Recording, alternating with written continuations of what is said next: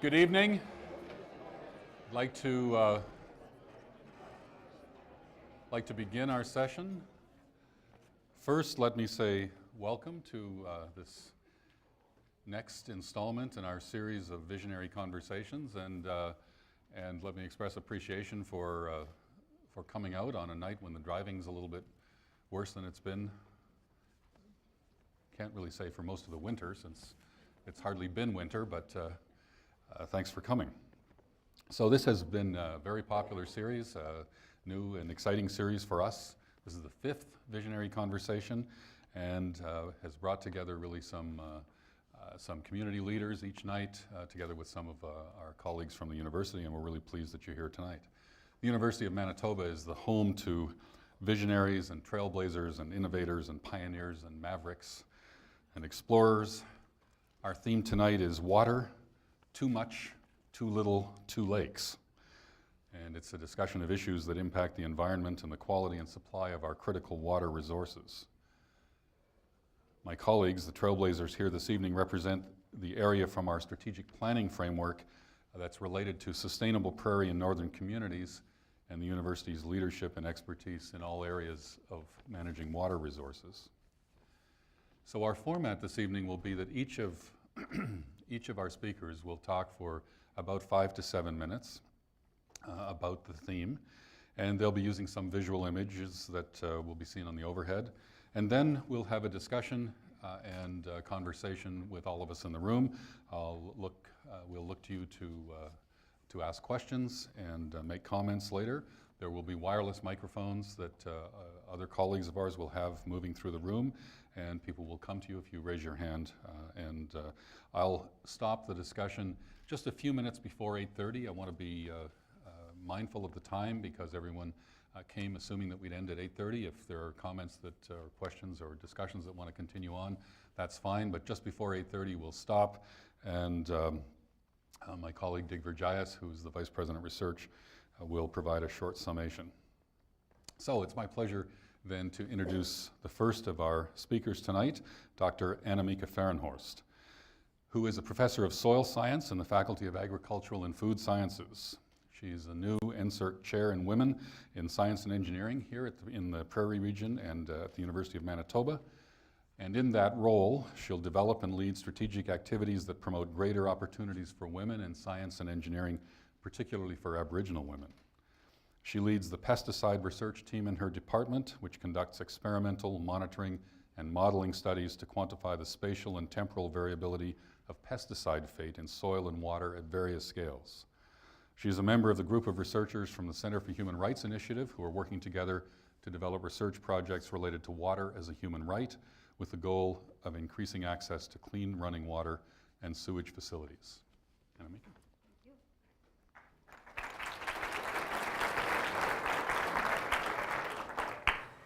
Yes, good afternoon or good evening, everyone. I would like to also thank you for being here, and I hope you're going to enjoy the 4 presentations and that you will have questions for us that we can think about. So when I was first asked to speak, and when I saw the title, I had to immediately think about Johnny Mathis' song, Too Much, Too Little, Too Late. And I have to say, I don't think it's too late, but we certainly have a very critical issue in the province of Manitoba with respect to the lack of running water in homes of some of the First Nations communities.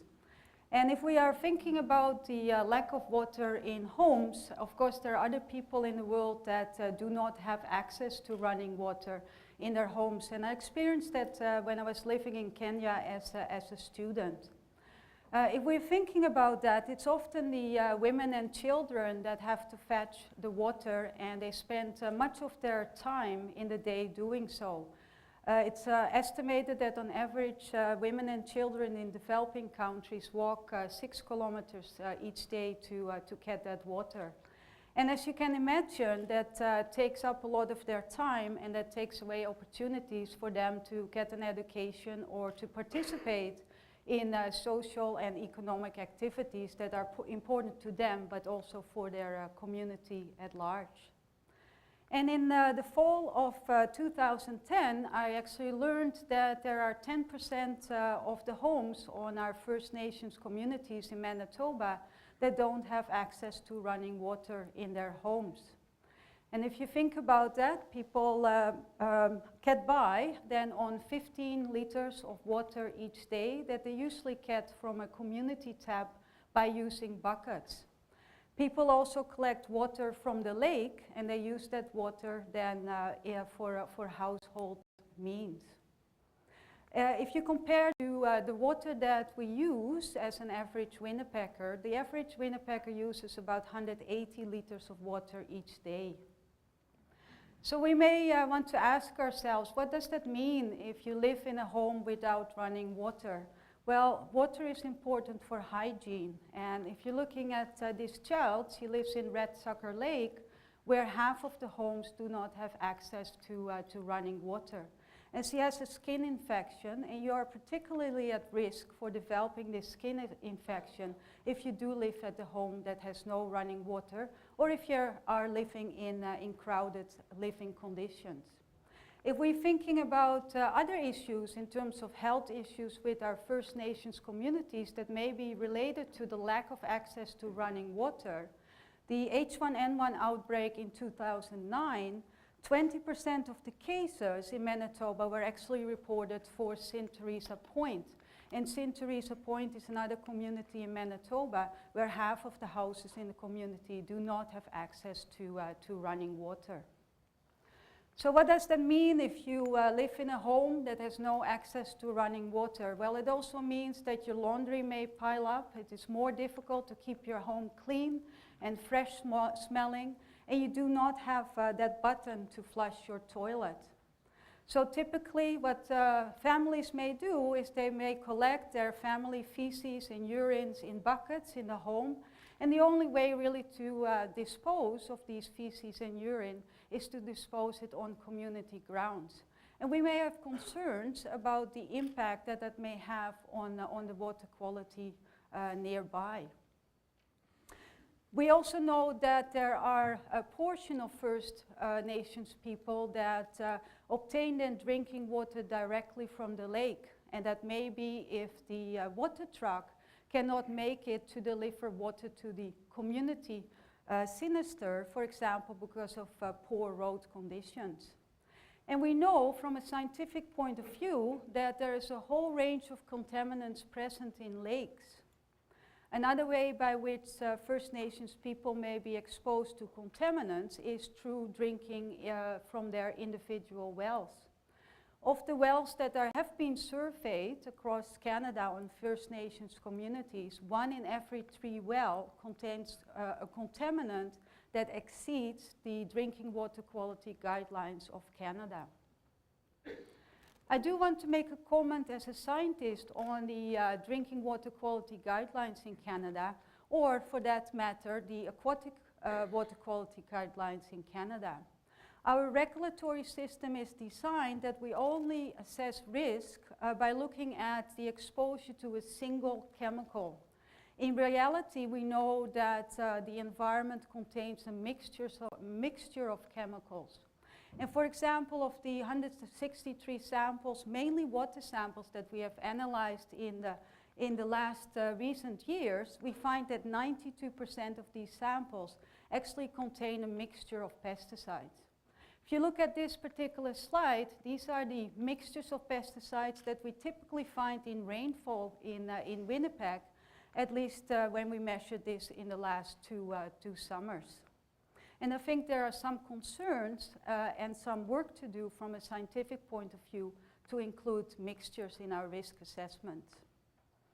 Lastly, I would like to end on a more positive note in that at the University of Manitoba, we recently established the Water Rights Research Consortium, and that now consists of about 30 researchers from University of Manitoba, as well as staff from the Assembly of Manitoba Chiefs, MKO, staff from MKO representing Northern Chiefs, and a number of people from other universities and organizations. And together we are developing projects that are related to the water issues that continue to exist in the province of Manitoba. We're just about to start a pilot project that is being funded by Health Canada. And in this project, we're working with Zapatavaya Cree Nation, we're working with elders, we're working with community professionals, and also with school children. And what we are planning to do is we want to learn from the school children what they see as important issues in their community with respect to water. And then we would like to develop projects with them whereby they monitor their own water systems. And we certainly would look at mixtures of chemicals that may be present in that water. So on that note, I think my 7 minutes are probably up. And thank you very much for your attention.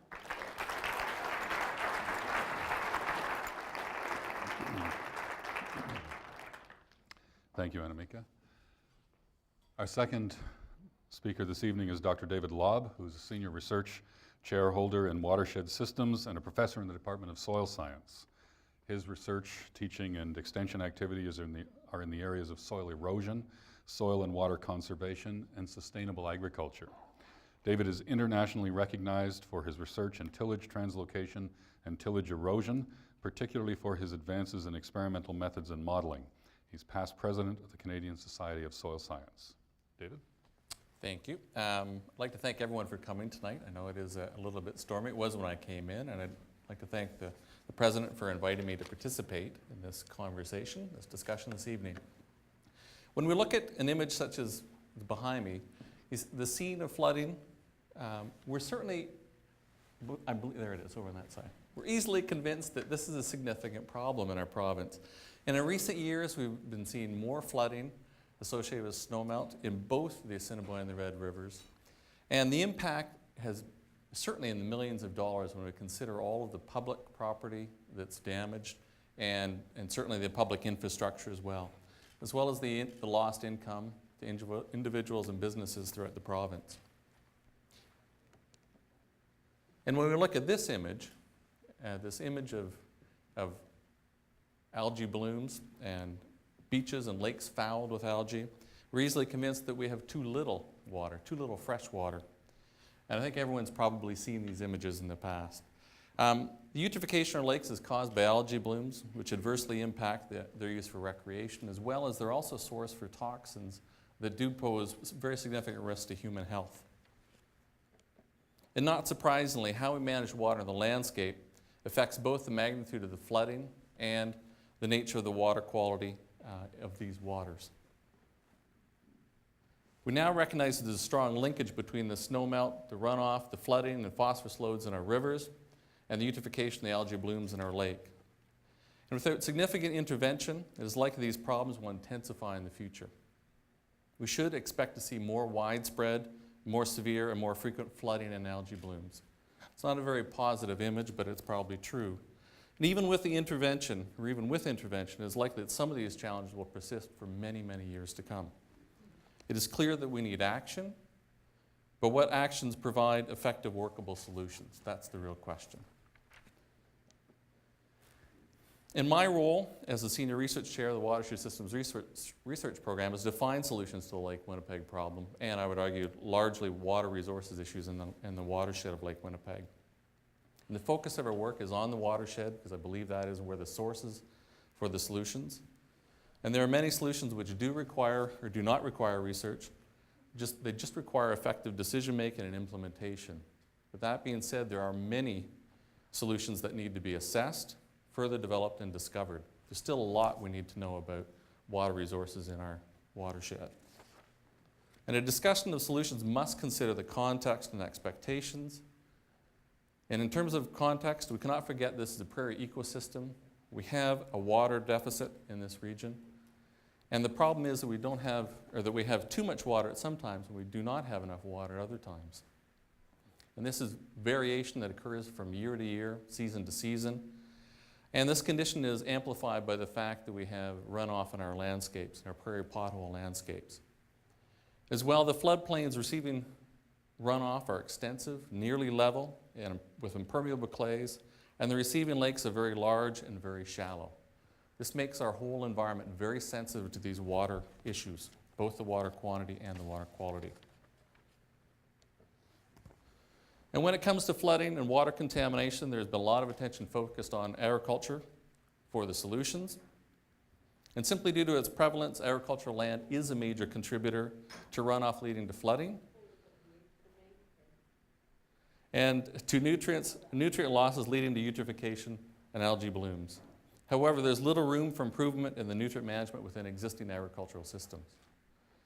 And even if nutrient application on agricultural land was to stop today, the nutrient problems and the water problems would persist for many years. I strongly believe that if we want to improve our water quality, we must manage the runoff. We have to look at both sides of that question. It's the nutrient management and the runoff. And I think there's a new course that we should be taking, and I'm just going to lay that out to you in the last minute or so, the last couple of minutes. And what I have been advocating is a new approach to managing runoff from agricultural land, one that integrates the drainage, retention, and irrigation of water on our landscape, as well as a system that captures, recovers, and reuses nutrients in the systems as well. We already see elements of such a system in Manitoba. We see it in the retention dams that are used in the escarpment region. We also see it in the restored wetlands in the prairie pothole region. But the big challenge is the Red River Valley. It's the major contributing area for the phosphorus that's entering Lake Winnipeg, and it's also the area where we see the greatest risk of flooding. And just to illustrate what we see in the Red River Valley, just a simple illustration of what we have, a single unit of agricultural land in our valley, and it's very well drained, or very intensively drained with infill drains. We have edge of field drains, and we also have main drains. It's a very typical system. And I think that we could actually do something much better and achieve these goals of retaining the water, reusing the water, as well as the nutrients. And I've just shown a little illustration here where you could actually use the existing drainage system to collect the drainage water and retain it on land. It is not that far-fetched of an idea, and it's certainly an area of research that I think that we need to explore, and I think Manitoba can play a very strong leadership role in the Lake Winnipeg watershed. That'll end there. Thank you, David.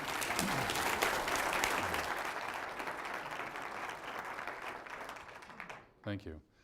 Our next speaker is Dr. Trish Stanek, who is a professor of civil engineering and a professional engineer. She's currently principal researcher on several interdisciplinary studies examining the effects of climate change on Canada's water supply, with a focus on remote northern basins. She's involved in 3 large-scale river isotope tracer studies discerning the sources of runoff in the Mackenzie and Nelson River basins, and several studies looking at climate change impacts on future stream flow in the Manitoban River basins. Trish? Thanks, David. Okay, I too would like to thank you all for coming this evening. It's wonderful to see the turnout, and thank you again for the opportunity to come. Okay, so we're living in a time of unprecedented flows here in Manitoba and arguably several places around Canada. I think that's a no-brainer for those of us that live here. We experience it, we feel it, it impacts our daily lives. However, there's also a flip side to that, which that we can also have a period of low flows as well and drought. The consequences of these are really what we're here to talk about tonight. So too much water, too little water. There's consequences on both sides of the coin. I'm going to talk a little bit about why we see so much variability here in this province. It's not a coincidence. Part of it has to do with the hydrologic landscape that we live in. So we live in a very complex region, believe it or not. It seems very simple because it's so flat, but that's actually hydrologically what makes it so very tough to predict. When we have an abundance of water and when we see water exceeding river banks, like we do in this picture up here of the Red River in 2009, we have really no way of measuring how much water there actually is because there's water everywhere. There's no defined bank storage. We don't actually know where the bank begins and where the bank ends during periods that are this high. Because the slope is so flat, we also can't very easily predict exactly where that water is going to end up. And that's a huge problem. Those are the obvious problems. Some of the lesser known ones, we actually have an incredible amount of storage. That makes the timing of when the flood is going to peak very difficult to predict. The amount of storage has to do with the prairie pothole landscape that we live in, as well as the amount of wetlands that are prevalent around this area. Some other things to consider. a lot of the drainage area for the 5 major Canadian rivers that are flowing through our province and all converging in one location, the bottom of a lake, which we affectionately call Winnipeg, happen to drain, at least in some respects, from south to north. That's actually quite a unique phenomenon for around the world, and the unfortunate consequence of that is that usually in the south at the headwaters, things start to thaw and melt long before the ice is actually off in the northern region, which is where we are living. We also have an increasing unpredictability in the weather, i.e. climate adaptation, climate change. And my colleague, Dr. Stewart, is going to talk a little bit more about that, so I'm really not going to dwell on that, other than to say that it has led to some significant events that we otherwise wouldn't have seen in terms of flows because of how the weather patterns have been changing. This is an ice jam from the 2009 flood. And we also are starting to see some flows during the summer months that rival the peak flows in traditional hydrologic records that we used to only see in the spring. This was a summer rainstorm in 2010 that actually washed out a bridge at La Salle River near Le Barrier Park.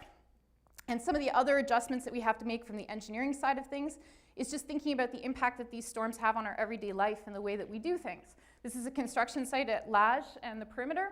That was before that rainstorm that washed out that bridge in La Salle, and that was afterwards. So we have to actually adapt the way in which we do things as well as the way in which we design.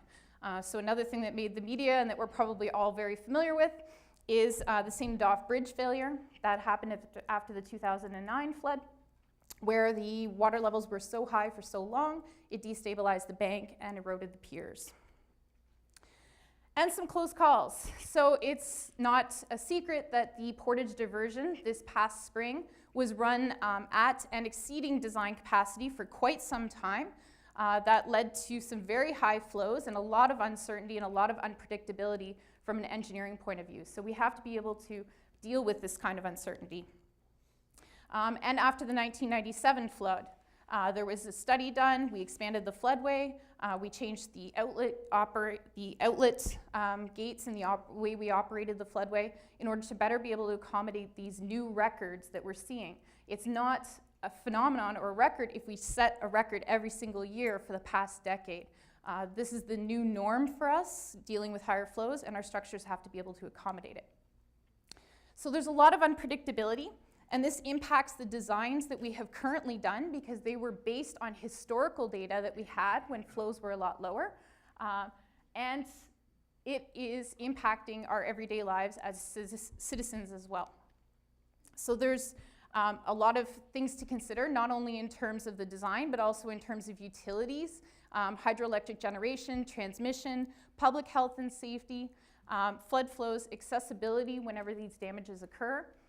With the most recent flood, the water levels didn't even recede until late into the fall, so we couldn't even assess the damage that had been done by those flows. And there's also accessibility issues to and from rural areas for those that live outside of the city limits, as well as into and out of the province. Not only the flow of people, but also the flow and transmission of goods. So what does it require? It requires a need for better prediction. And the way in which we can achieve that, or the way in which my research group feels that we can achieve that, is by improving some of the monitoring that we're currently doing and using that improved monitoring in order to enhance the modeling. So let me just take a step back. Improved monitoring. We need more data. That is for certain. If we're going to ever get a better predictive capability, we need to have more flows, more data. We need a more dense network of data than what we have now. But there's issues to consider there. The cost, who's going to do it, and the coordination between the different bodies that are currently monitoring those flows. There's municipal, there's provincial, and there's federal. In order to be able to coordinate between those bodies, we need some sort of guidelines or standards and practices to make sure that the flow data is the same no matter who's measuring it. There's also legacy issues to consider. We not only need to review what we've done during these periods where we've just survived to get through the flows, and to get through the floods, but we also need to make sure that we learn from the past and that moving forward we make better decisions based on the data that we have available. The enhanced modeling comes into play when we look at coupling climate modeling, or the output from these climate models, which is a whole bunch of different weather scenarios, with hydrologic modeling. That will give us hundreds of different stream flow simulations that we can then use to do better engineering design, better civil design, bridges, culverts, highways. We will be better able to mitigate the flood flows if we have these better predictive capabilities. So with that, I will turn it over to David for our last speaker.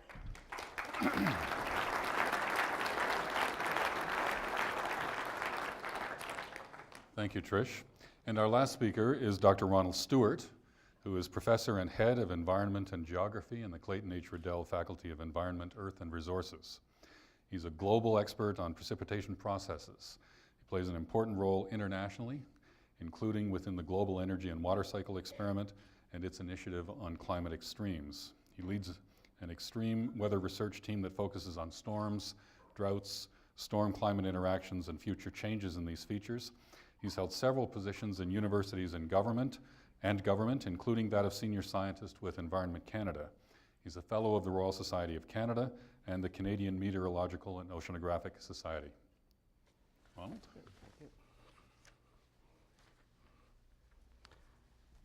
I don't have any overheads. My talk will be a little bit on the water cycle.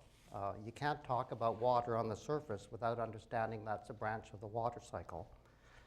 And the water cycle, what we all understand basically, is basically the evaporation of water from the surface, whether that be land or ocean, into the atmosphere to produce water vapor.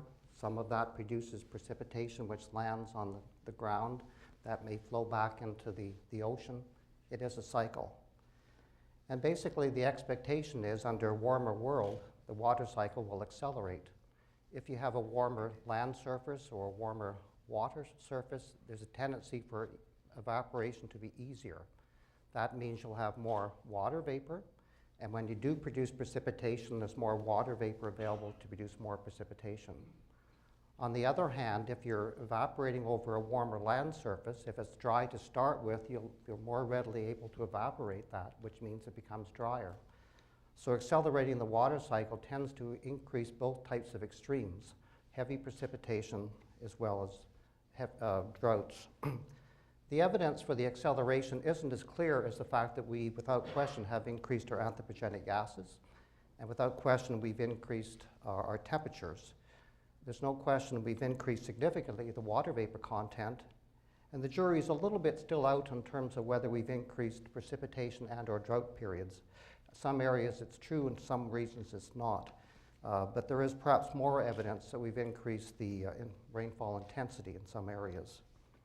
So that's the global scale, but we're more interested in Winnipeg.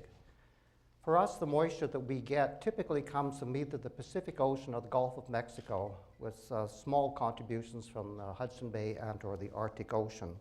So it's very easy to be cut off that moisture supply from those long away sources. We have a drought. On the other hand, sometimes nature aligns things so we have a direct conduit to those, and then we have heavy precipitation. So drought and heavy precipitation are inherent aspects of our climate system. They're very hard to predict. There are many factors all the way from hemispheric scale down to local scale that conspire to make life difficult for us. One of the interesting problems we have, actually, even if you're in a drought, we actually have a very difficult time trying to predict when we'll be coming out of a drought. Now, the other interesting thing, and these two extremes don't just necessarily happen at different times. They very often happen simultaneously.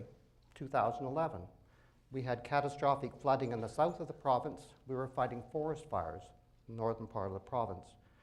The water vapor entering North America doesn't change very much. And rather than giving Peter and Paul the same amount of water vapor, they give it all to Peter. Poor Paul has nothing. So you tend to have a yin and yang all the time. But it's a little more subtle than that because they tend to reinforce each other. When you have a very wet region, you tend to have a very stormy region producing lots of precipitation to keep it wet. But that is generally associated with rising air to produce thunderstorms. The air's got to come down somewhere, so it comes down over the dry region, which doesn't produce any clouds and actually acts to perpetuate the dry region. So it's inherent aspects of the climate system. If you look to see and I may add that probably the classic example of that was in 2010 with the Pakistan floods and the Russian heat wave. They were actually a synergistic group together. I may add. We had a smaller example of that ourselves. What does the future hold for us? Well, most of the models predict we tend to be in a region where we may not expect too much increase in precipitation, yet that'll be coupled with warmer temperatures. And again, if we have a warmer temperatures, we'll generally have a tendency towards the drier conditions as well. But on the other hand, as happens and as will happen when we actually have the planets lined up to give us moisture, there is more water vapor, and therefore we'll tend to have heavier precipitation events. But take that with a grain of salt. Models have the limitations. Global climate models are running at resolutions of the order of 100 to 200 kilometers. That's between here and Portage and here in Brandon. And don't tell me nothing happens between here and Brandon. No. So basically, the climate models are made up of grids all over the world with that kind of spacing. They give you an average temperature within that, an average cloud field, and then they integrate that over decades. So it's not surprising there are some uncertainties. Sometimes people take those outputs to run higher resolution models for looking at smaller scales, but if the data that's forcing it is incorrect, that data will be as well. And they have lots of problems. Most models running that, they don't get the diurnal cycle of precipitation right. In continental regions, most of our precip in the summer tends to happen late afternoon, early evening. It's called thunderstorms. The models don't handle that very well. And they actually make mistakes. There was already a comment about that earlier today. What's the forecast for this winter? We already heard. It's supposed to be, the United States says, brace yourselves to be the coldest winter with lots of precip in 20 years. And the models producing those seasonal forecasts are essentially the same models running the climate model. Okay? So take the scenarios with somewhat of a grain of salt. So basically my overall comment is, when you're talking about water surface issues, don't forget it's actually one branch of the overall water cycle, which is very complex. For us to understand the forcings of many surface factors like drought and flood, you have to understand the whole story. But despite the fact that we have a lot of issues with the climate predictions, and it's a huge area of research to improve that, I personally still feel with our warming, which is underway, I do feel we'll be looking at an accelerated water cycle. So as is commented, we have a difficult time coping now. I'm a bit concerned we may have a more difficult time in the future. Thank you.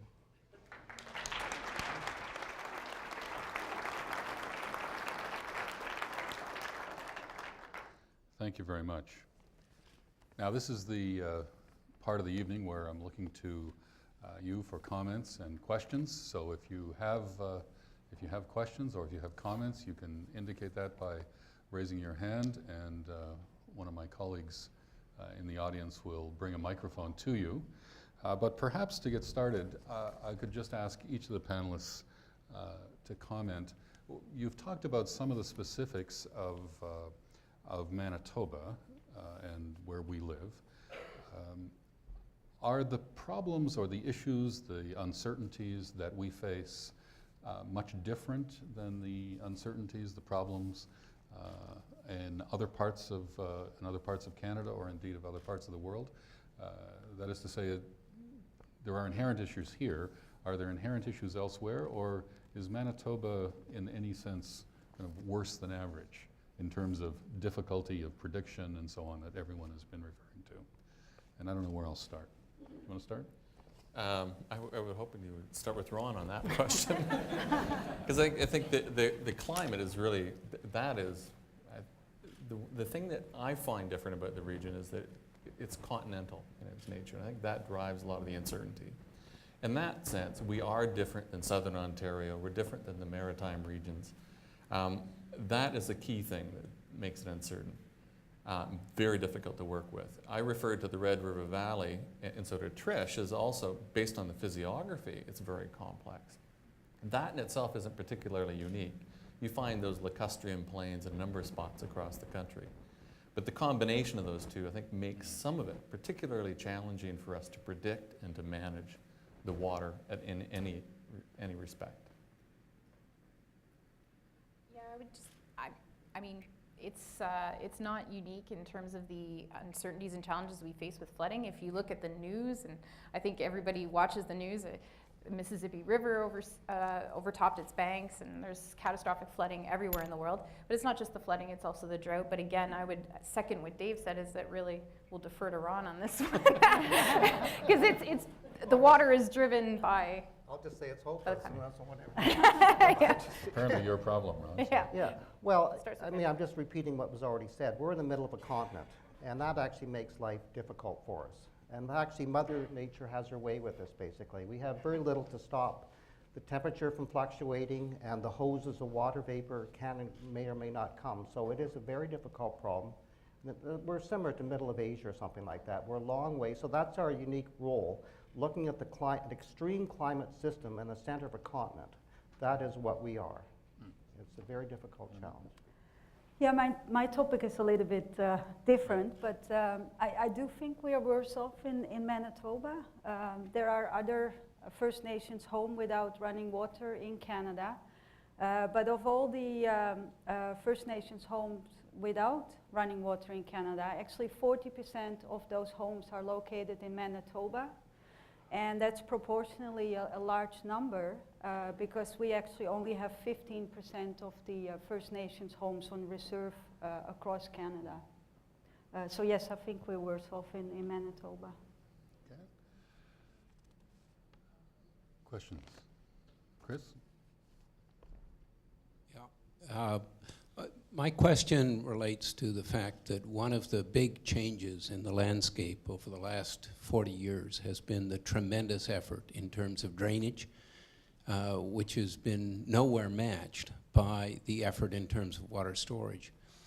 And so that, for example, in southwestern Manitoba, some fairly good studies show that from 1968 to 2005, the amount of water coming off the land is about 30% more than it was 40 years ago. And that clearly must have contributed in a major way to the extent of the flood that we had with all the water coming from southwestern Manitoba this last year.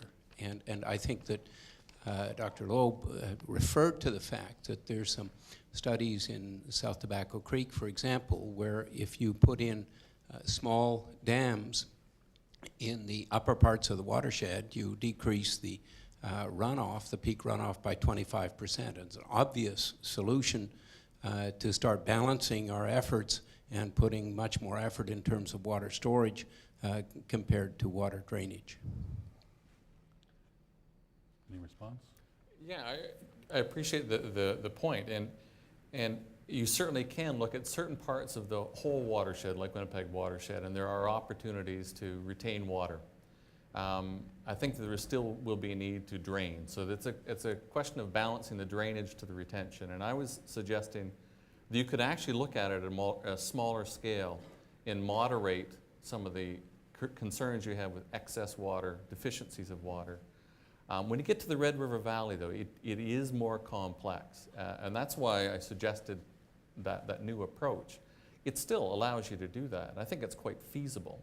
So you could actually translate what I was referring to in South Tobacco Creek and arguably the Prairie Pottle region into the Red River Valley. And that may be a way to deal with a lot of the flood issues and nutrient contamination issues. It does not mean that you have to diminish the drainage. You could actually enhance the drainage at the same time you retain the surface water. Anything else? Over here? Yes, hi. I was just thinking about, obviously, we're in Winnipeg, in Manitoba, so we're very Manitoba, Canadian Prairie centric, but obviously the landscape that we're dealing with and the climate that we're dealing with does not end at the borders of Manitoba. And so how do you foresee what we need to do in terms of what's beyond the scope of our little provincial borders? Who'd like to start? Ron? Everyone thought you should have started before, so. Well, you're absolutely right, and that's a very good point, actually. A lot of these issues that I'm involved in, they really are, they transcend national and international boundaries. We have to take more advantage of that. I actually don't think we are actually interacting enough with our peers in other regions, actually, to optimize what we can do. And I worry somewhat we're reinventing the wheel, when we really shouldn't be.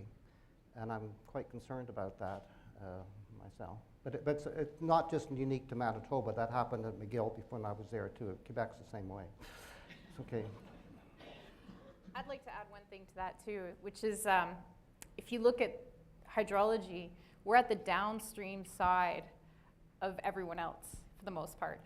That is to say that most of our water flows out into Hudson Bay, and it flows through this province in order to get there.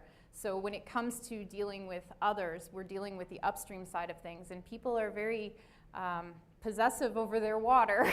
So it is a very tricky thing, and I would second Ron that we really need to deal with this issue outside of just Manitoba as if we ever want to solve the flooding issues inside the province, because there's only so much that we can do once the water already reaches this end. So it has to start upstream.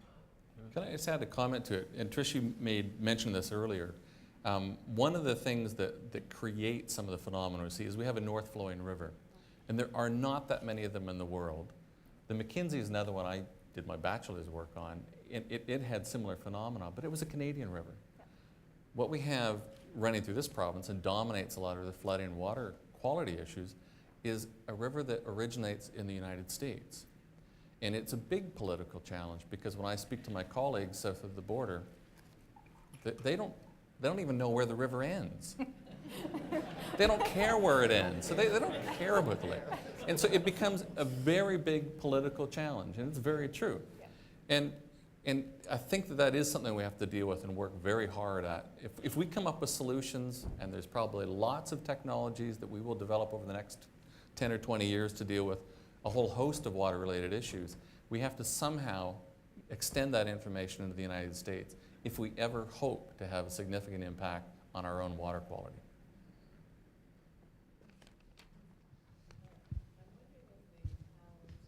The work being done by the Red River Basin Commission.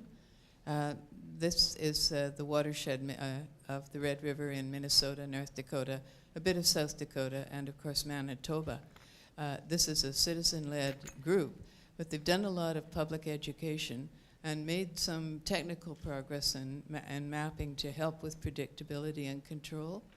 There's hydrologic studies along the mainstream of the Red, done in the south of the border, and now being extended north, and then LIDAR studies to measure some of the smaller aberrations.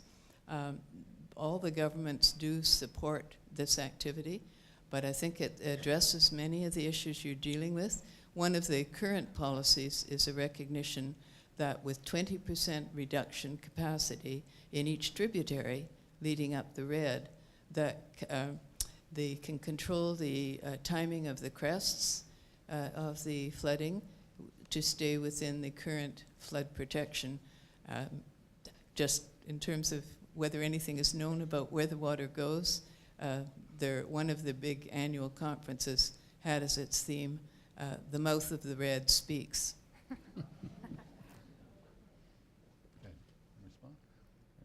Question up here.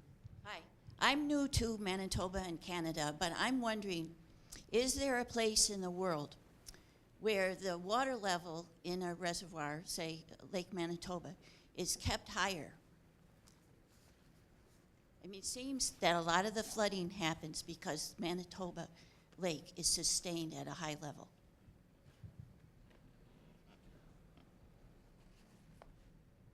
Well, Any response? Yeah. flooding is not my expertise, but I am from the Netherlands, and I can I can tell you we have very high water levels there. Like where I grew up in the province of North Holland, and half of the province was actually below the sea level. So if you are there, it's quite interesting in terms of high water levels. And yeah, we also have a lot of flooding there. But Other response? Another question here? Hi, Hank Vanema, Water Innovation Center, IISD. Certainly, we've heard a lot about climatic variability and the likelihood of increased frequency of floods and droughts. I'd like to hear from the panel their perspective on storage, upstream storage, from the perspective not only of flood mitigation, nutrient management, as Dr. Lobb has alluded to, but also for drought resilience. The fact that upstream upland storage has, I believe, three co-benefits, and the extent to which that should factor into the province's flood review. Yeah, I'll just comment on that, because in exploring this as a concept, one of the obvious things to consider is what's going on in Alberta. And I have a wind erosion study in Alberta, and it was very interesting going to the areas where they have irrigation. And they do use the exact same technology to store water, not to control floods, but to mitigate and to irrigate, mitigate during droughts and irrigate. But this last year, when I was doing my wind erosion study, it was this unprecedented wet year, and they're actually using all their irrigation system to actually deal with floods. And so they were going back and forth, and they see this as a very obvious solution. Any other? I would just like to say that yes, we do look at upstream storage as one of the things that we embed in the model and test as to whether we're going to get X number % flood mitigation in the river, and if it affects the timing and to what extent. A lot of those studies have been done, and actually the River Basin Commission has been doing a lot of those studies and starting those studies here in Canada as well. But there's another flip side to that too, which is if you exceed that storage, then what? And finding that storage. And I think that's the biggest challenge right now, especially in the Red River Valley, is where do we find that storage and how much storage can we actually get out of that? And that's not an easy question to answer, but that would be where we're looking right now. My question relates to the water as an asset. I believe it has, should be treated as a resource, and if it's a resource, then it has a value. And I think if we placed a value on it, then we would approach it significantly differently than what we're doing now. It seems to be that it's a very random, what's your problem now? And I don't see a kind of an overall organization or some kind of a structure to accommodate this, and a formal one. If we consider this to be like we have mines in Manitoba and we have mineral resources, we have a group in the province that handles it, and there's licenses and there's all kinds of things to regulate it, and it's very well done, I think, for the benefit, because it is a resource that produces dollars for the province. And I don't know why we can't consider water as a resource and then handle it in a similar manner. Observations? Yeah, I'd like to just add a comment to that too, which is I think that the whole idea of better coordination with respect to water practitioners, water managers, within the province and then federally would make a big difference in how we tackle some of these water issues.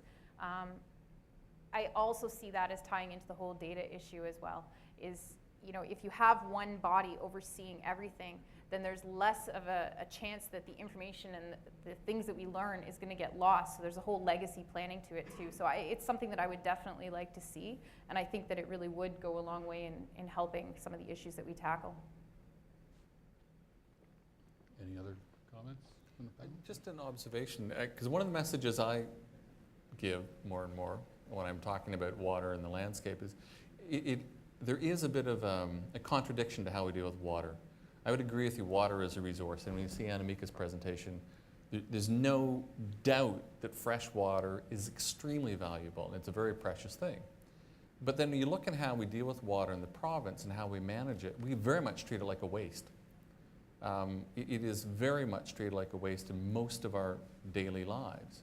And it is a contradiction that's hard to resolve, and it's almost a cultural shift, as well as there's a technical element to it, but it's very much a cultural thing too, and I don't know how to get past that.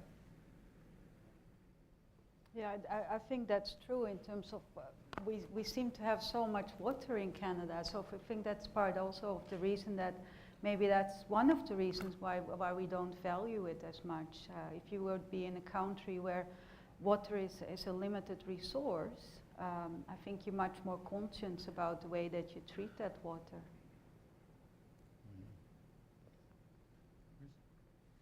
Considering how much unnatural manipulation has been done on the water systems in the region, and by the region I mean the 4 provinces and 4 states that Lake Winnipeg collects water from irrigation taking away water from the natural ways of cleansing the water through potholes, and to the changes in Lake Winnipeg itself, where the water flow itself has been changed along the shores.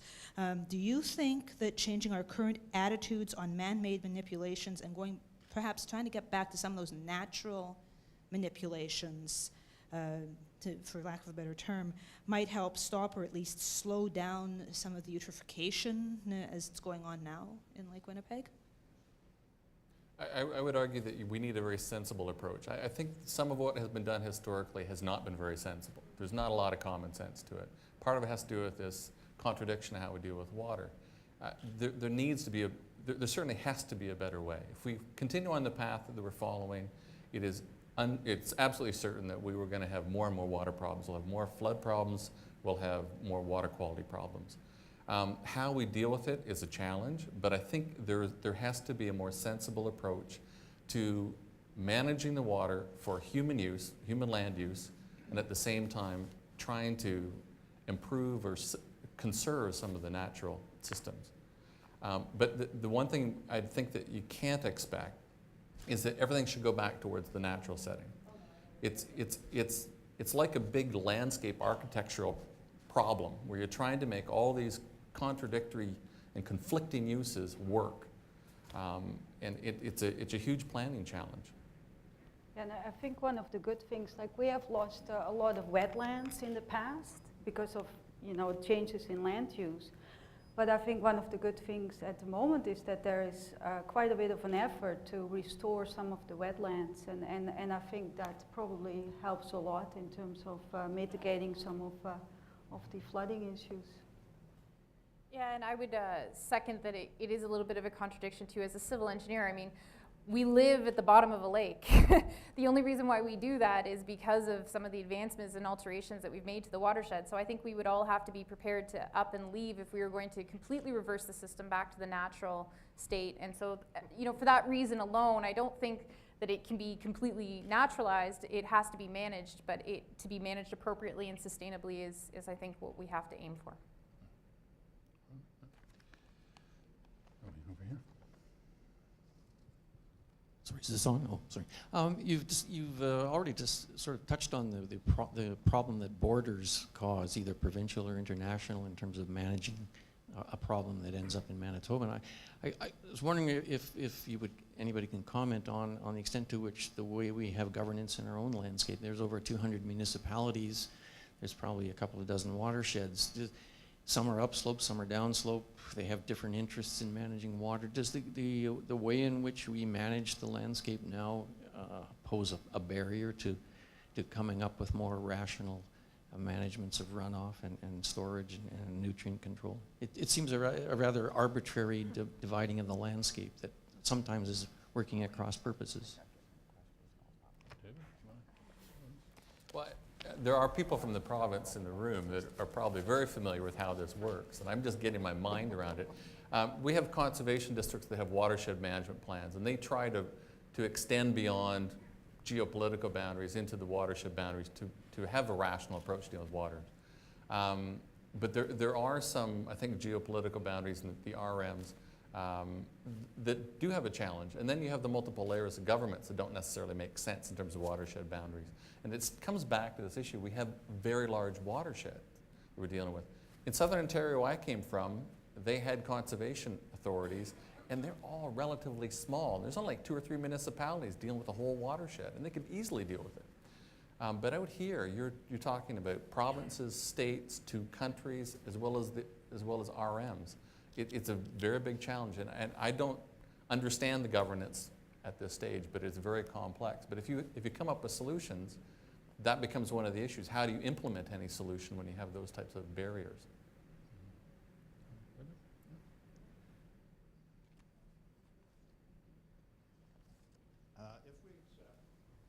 If we accept this year as one of the new norm examples, we saw 220,000 cubic feet per second water flowing into Lake Winnipeg, and only 160 going out.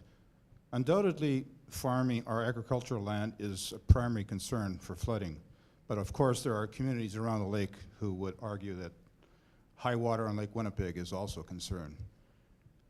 If you look at the 20% suggested for storage, that won't solve the problem of high waters on Lake Winnipeg. That only accounts for 40,000, whereas we need to make up 60,000. In the solution package, is there any civil engineering suggestions to increase the outflow capacity of Lake Winnipeg? Well, at the moment, we're looking at a number of different solutions. So my group specifically doesn't deal with those solutions, and I believe that's why they have the panel that's being formed now. Unfortunately, there's been an incredible delay in forming that panel, so we're coming into another flood year. We don't have any outcomes from that, but I would guess that what's going to be the outcome is very similar to what was the outcome from the 1997 flood, which was a whole list of recommendations, 40 some odd recommendations, of which one might be 20% increased storage on the land surface, and that was certainly one of the recommendations that came out of the Red River flood plan. I don't know what all the recommendations are going to be yet. It depends on the panelists, it depends on what they find, and it depends on the research that's done. But certainly you are correct in saying that that's not going to be enough alone. It will be a combination of different factors, like what we saw with after the 97 flood. I'd just add to like a comment, because there is the possibility that there could be an engineering solution to some of these things in the lake.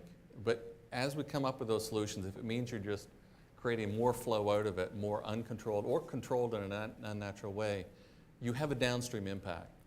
And I think that we do have to consider that we are responsible for a lot of the flow into Hudson's Bay.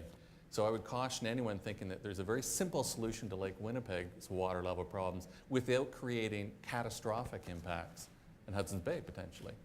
So it's a very complex situation, and it is more than Lake Winnipeg.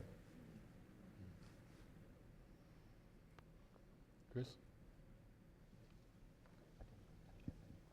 Thank you. Been a lot of speculation about on-landscape water storage as an alternative, and 20% has been mentioned.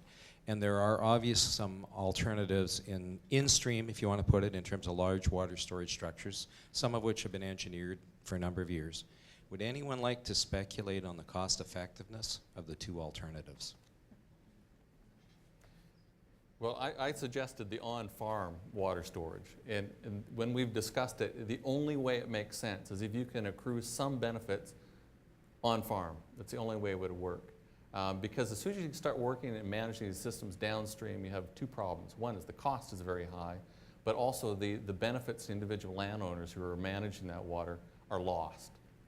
And so one of the things we're looking at right now, obviously, is the feasibility, an economic feasibility study, to see what the potential is to managing it on farm, so at a very small scale, a community scale or an individual farm scale.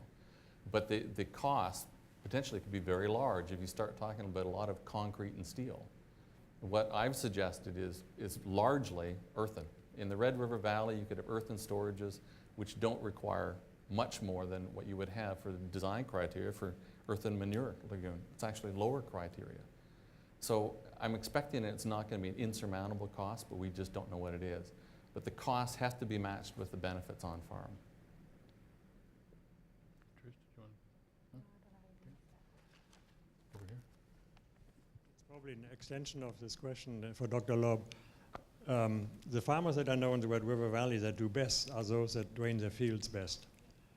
And in your scheme, I didn't quite understand where the water goes. I see you have these sections of land and the flat draining ditches, and around it there was water, and you seem to want to store it in that area rather than letting it run off to the rivers and lakes. And I don't understand how you can store it when it's all flat. You would actually have to create a retention pond. At the corner, there is actually a blue box there where the water is being routed into. You actually have to create a retention pond, essentially the same as an earthen storage pond. You pump in there, passively let it go in and hold it back, and then let it go or reuse it later in the year, whether that be weeks or months later. If you're going to put it back onto land, we're exploring the idea of using filter fields to try and capture the nutrients. If that's the case, you need some kind of pump, whether it's a passive windmill or some kind of electric pump. You need to have some way to cycle that water onto the land. But you still may have benefits by holding it back for weeks or months and just letting it go down the stream and down the ditches at a later period of time. But if you saw, I guess you didn't see the blue box, but the area that's required to capture all of the snowmelt in most years is only about 1% of the land area. It's actually the same size as the farmyard. It's not an insurmountable amount of area to deal with. What has been proposed, and we've heard lots about this in the last several years, is the waffle effect, where essentially you're trapping water in the farm and essentially inundating most of the farm. And what that does is creates huge damage in terms of crop production later on in the year. And that's certainly not what we're proposing. We're trying to isolate the water in a very confined area. Great. Other questions? Chris? Have any strategies been considered to motivate farmers to to take on this type of project and or fund the expenses associated with the project? Well, at this stage, we have MRAC, the Manitoba Rural Adaptation Council, supporting a feasibility study. When we've presented it to leaders of the RMs and to farmers and technical people out in the landscape, they're fairly receptive. But there has not been a study done. But you can look at the examples that I showed where it has been done in the escarpment area, where they've used similar technologies, and arguably even the Prairie Pothole region where they're restoring wetlands, essentially trying to do the same thing, and it works. It may not capture 20 or 50% of the water that people are trying to deal with. We don't know how much it actually can capture. And certainly it depends on the extent of the application.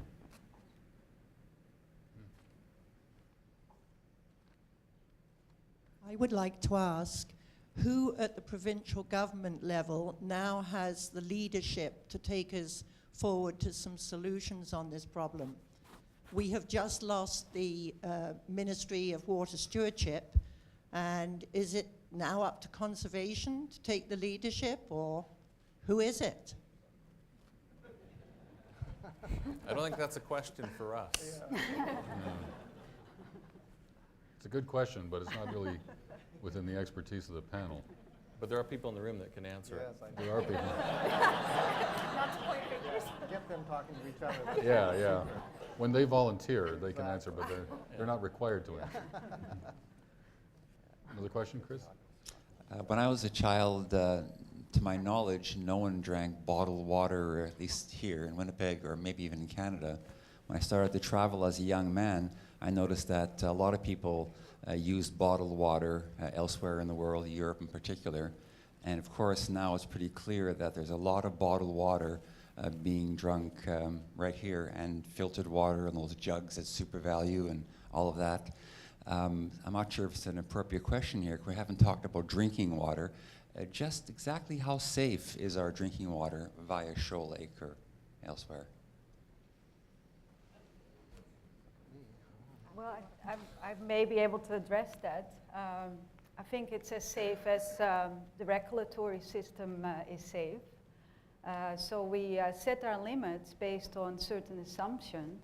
And so if we think the regulatory system is adequate, I think generally we can say that the drinking water is safe, because there are not that many violations, at least not when we're talking about perhaps people like us in the room who live in Winnipeg. But I think maybe if you are in certain communities, you actually see that the drinking water quality guidelines are more often violated.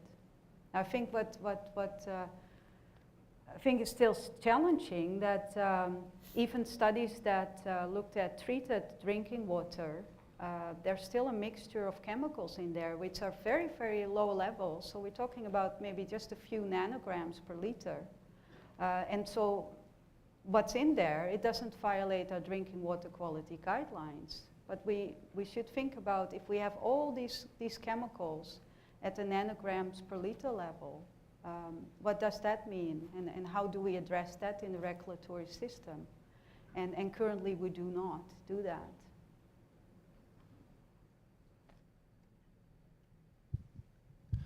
I'm coming to understand that question period isn't as seasonal as I thought it was. And, but I'm Gord McIntosh, the new Minister of Conservation and Water Stewardship. But it's a recent decision to amalgamate water stewardship in terms of the water quality objectives with conservation, recognizing that it is very difficult to separate water from the land that it flows over and the air that it flows under.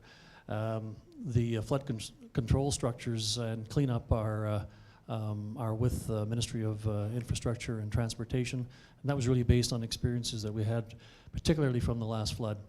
And we'll learn more about that as the studies move to conclusion. So, but I just wanted to add, just as Hank was saying here from IASD, the interrelationship between flood control and nutrient management, as well as drought resistance, offers tremendous potential. And I think what David's been saying, it's absolutely critical that we start to think differently and do things differently because of the experiences that we are continuing to suffer. And so looking at these options of moving further upstream, looking at different ways of storage, really I think holds out some great promise for, I hope, the very near future. Thank you. Other questions? Chris, down here, if you don't.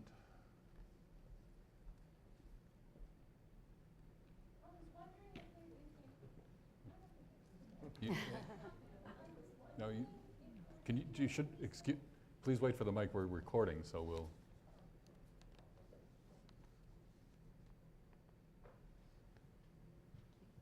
I was wondering if there had been any recent studies done on the effect of vegetation in slowing down the snowmelt and also helping to store water on the land at the farmer's level. I noticed, I've lived here for about 45 years, and when I came here in the 60s, there were these beautiful windbelt trees that had been planted after the dirty 30s, the willows, in the farmers' fields. And over the years, I was shocked when I, after not having gone for 30 years, drove up to Clare Lake. I was shocked at how many of them have just been cleared right out. The fields have been wiped clean of any vegetation in order to extend the, and the potholes are gone, of course, for the birds, in order to extend the cultivated area. And we know from areas with higher elevations, the reforestation has to go in lockstep with the soil conservation and reforestation. And I was just wondering if any studies had been done on that, or if there's any thought of having another project of reforesting these areas that are, I think, essential on each farm, to have those shaded areas, to have a reduced snowmelt. Well, in terms of reforestation, putting in windbreaks, you could argue they're useful for wind erosion. In terms of the snow trapping, I think that there's a concern. Historically, this is what I've heard from farmers, and I can certainly see it walking around in the fields. When you have those windbreaks, the trapping snow, and they create not a uniformly wet area, but a wet area, and so they're problematic. And I'm sure there have been studies done on how much moisture they trap and how it affects the water in those locations. I think what also has been done, and maybe more useful in terms of storing water and land, is looking at residue and storing snow more uniformly within the field. It gives you more opportunity to treat the field uniformly rather than have these wet bands around the field. And I'm sure there are a number of people that are farmers from the prairies who could comment on the value of them, of the windbreaks in terms of snow trapping, but I'm not certain it would be considered a positive thing. Chris? Hi, we've heard a number of contradictions, or we've been talking about that there are a number of contradictions that we are faced when looking at water issues on the prairies. And one contradiction that I would be interested in hearing the panel comment on is that we're talking about very simple, cost-effective solutions for retaining water. I know it's particularly in the Red River Valley, but that we are in fact losing 70% of our wetlands in southwestern Manitoba at a rate of 15 acres a day.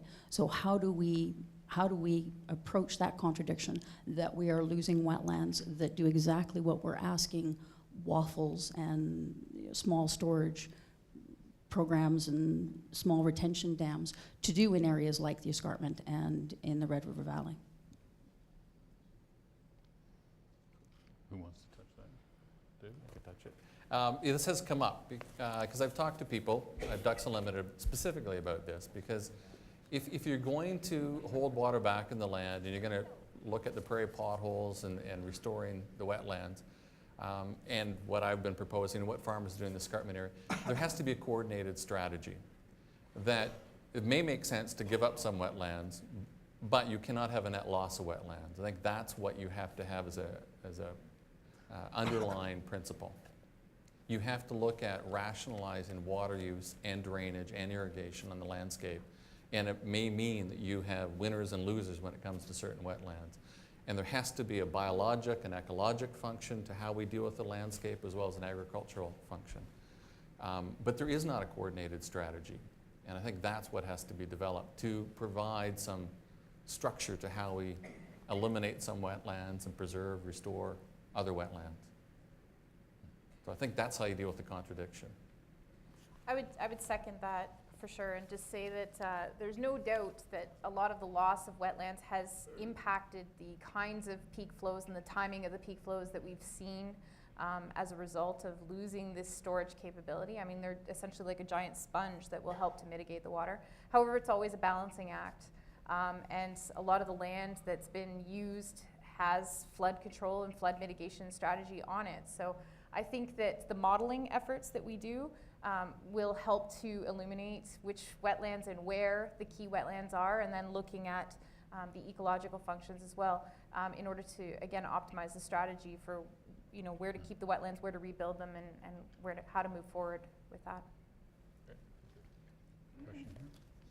I was wondering about the relative role of storage of water, either in wetlands or in reservoirs, human-made reservoirs, as a solution versus increased precipitation.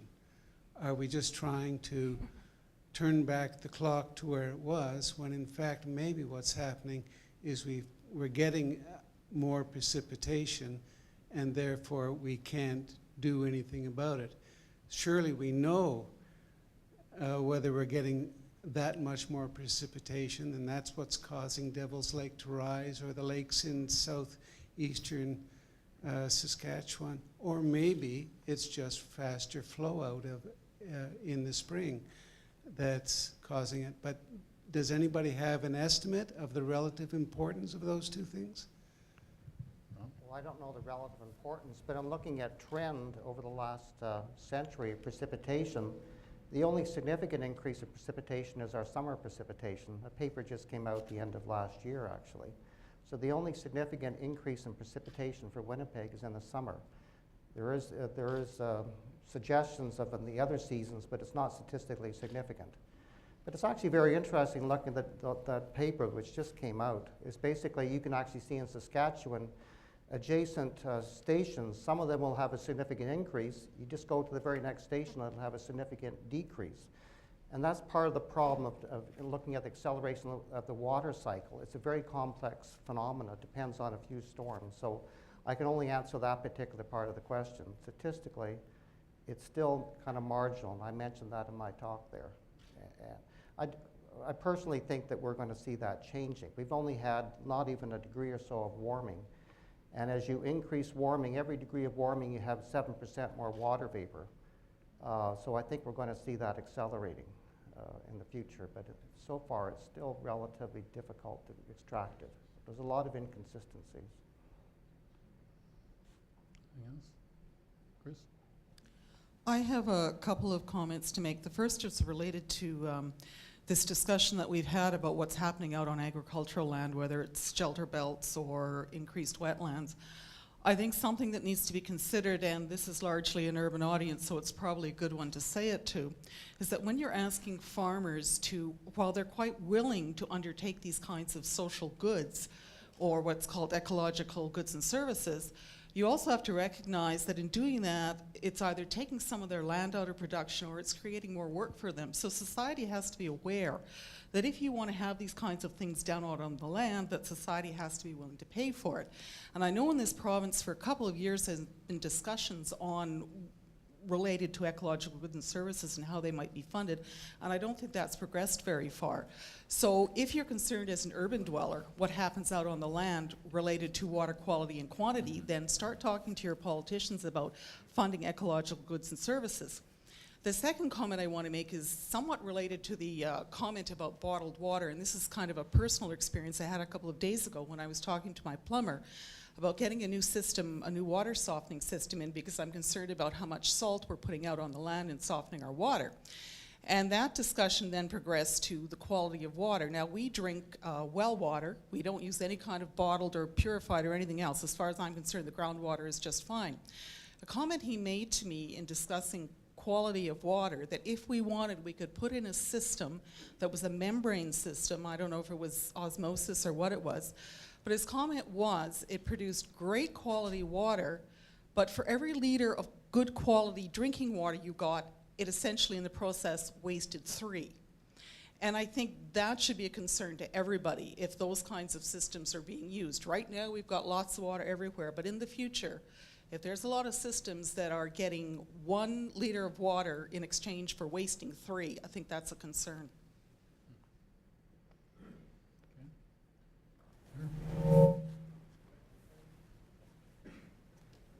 Speaker for touching on the subject I wanted to ask about. Thank you very much.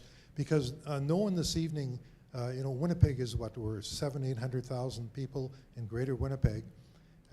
Probably the major use of water is used in Winnipeg, and not once have we heard the word recycling.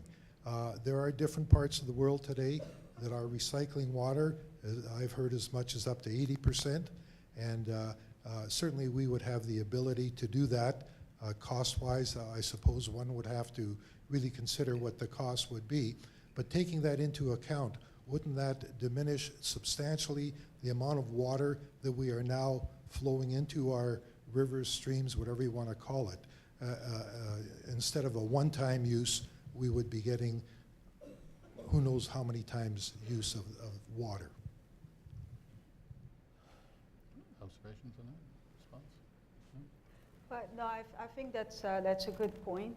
I'm aware that in Japan, for example, they're quite far ahead with using recycling water in apartment buildings, and I think it's an excellent point for people to think about.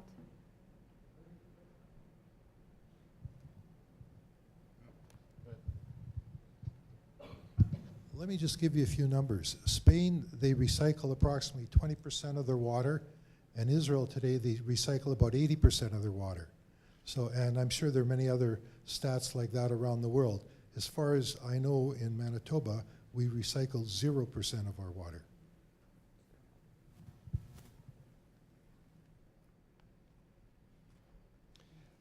I'm very interested in listening to the various presentations on how we could control the flow of water off land, but I spent over 30 years working in rural Manitoba, and I've forgotten the number of meetings I went to on drainage issues and water with municipalities. There have been fights between municipalities with battling backholes, who's draining what piece of land. We had a project where we went out and tried to find all the holes that have been dug in ditches in the 1950s to drain water into the groundwater. And then 40 years later, we realized that's a bad idea. I've forgotten how many meetings we went to deal with the problems of the Fisher River and the Peguis Indian Reserve. I mean, their problems were identified in the 1960s. We have so many jurisdictions in Manitoba dealing with water. And I mean, we even have the provincial government, the federal government taking a director of the Department of Conservation to court because he was repairing a drainage ditch that he'd actually built because it was affecting a spawning ground on a river system because of fisheries and oceans having authority over spawning grounds.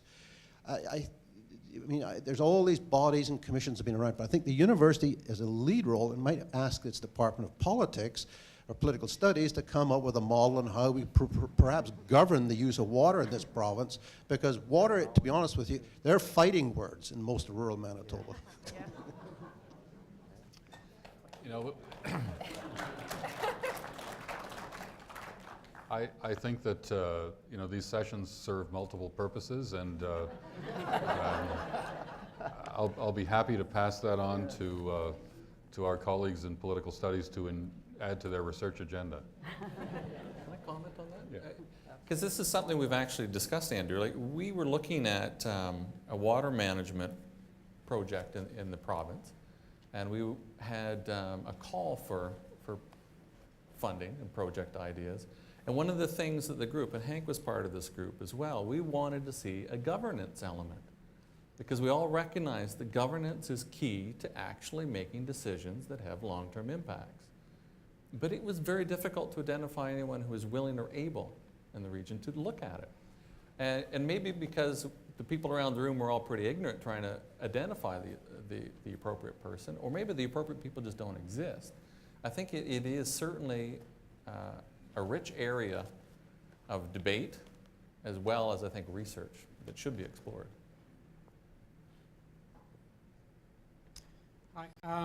I think I want to partly answer a question, and you can deal with it as a question if you want to. There was at the very beginning a bit of talk about climate and changing rainfall climate in particular, and a question of whether it was changing.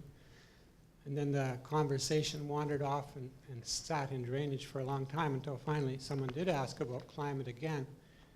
And I think the answers were not as complete as they might have been. If you look at the Red River Basin, in Winnipeg, yes, there hasn't been a huge change in rainfall. In Fargo and Grand Forks, the rainfall in the last decade or so is at least 25% higher than it had been over the average for the last 50 years before that. Those are right in the center of the basin. And if you look at other stations, that's fairly common in the northern Red River Valley in the United States. If you look at precipitation over the whole Red River Valley and average it, it's increased by 10%, just 10% over the previous 50 years. That's the last decade over the previous years, which sounds like a small amount. But if you look at runoff in the Red River, it has increased by 100%. And that sounds like a huge amount, and it can't be accounted for by precipitation, right? Well, wrong, it can be. The relationship between runoff and rainfall is, in that sense, nonlinear. If you increase the rainfall in the Red River Valley by 10%, if you look at the rainfall runoff relationships, you'll get exactly that, 100% increase in runoff. It doesn't require drainage necessarily.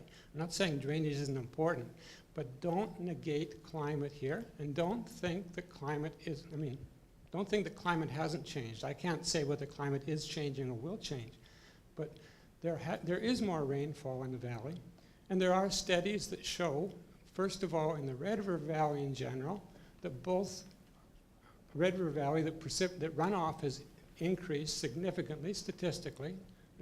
They're published studies. There's studies that show exactly the same thing in the Winnipeg River Basin. Runoff has increased there.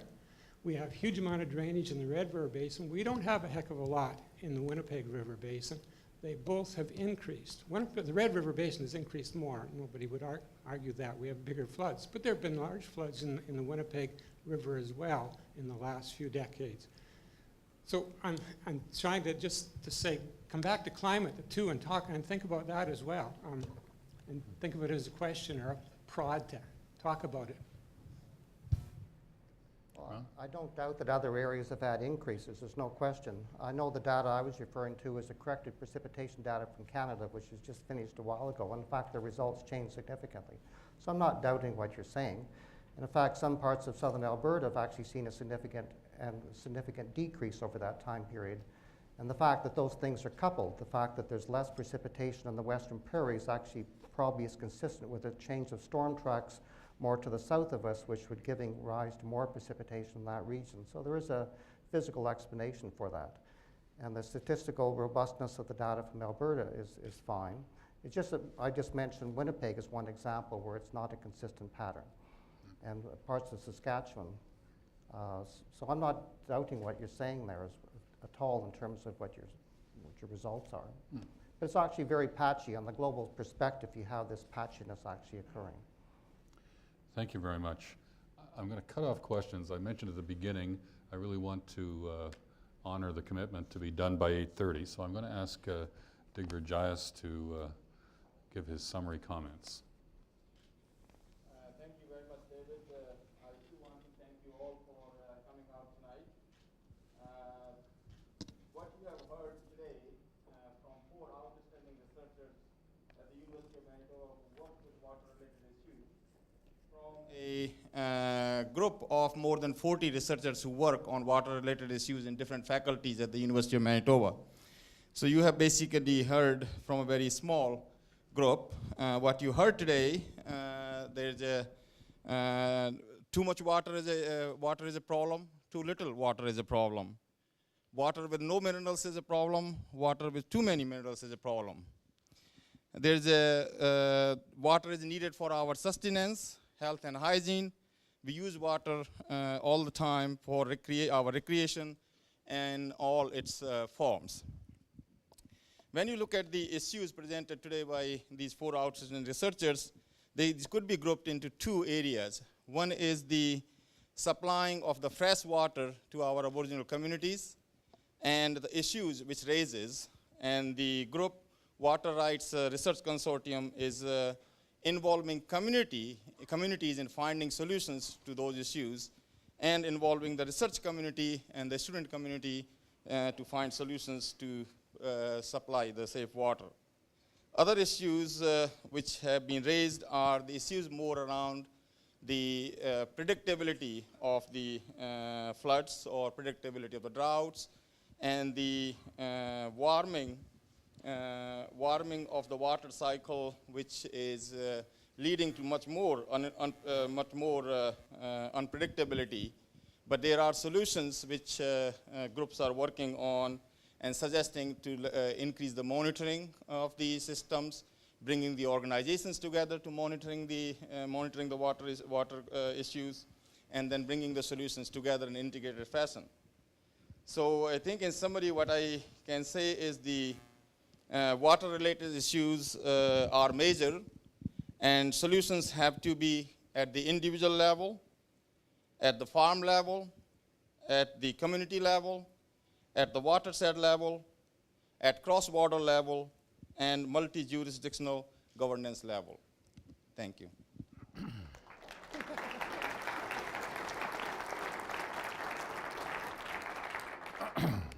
Well, thank you, Digger, for that.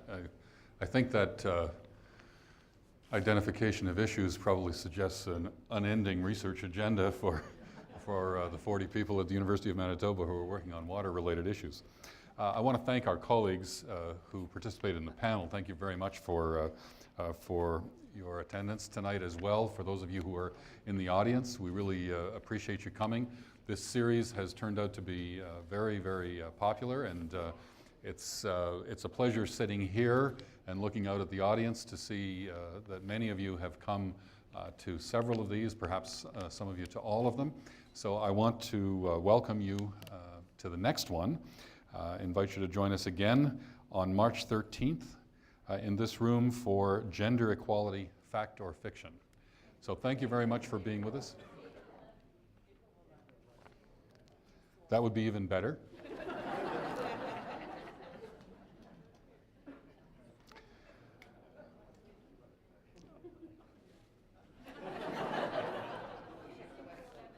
Pardon? It is April 11th. Are you on the panel? Okay.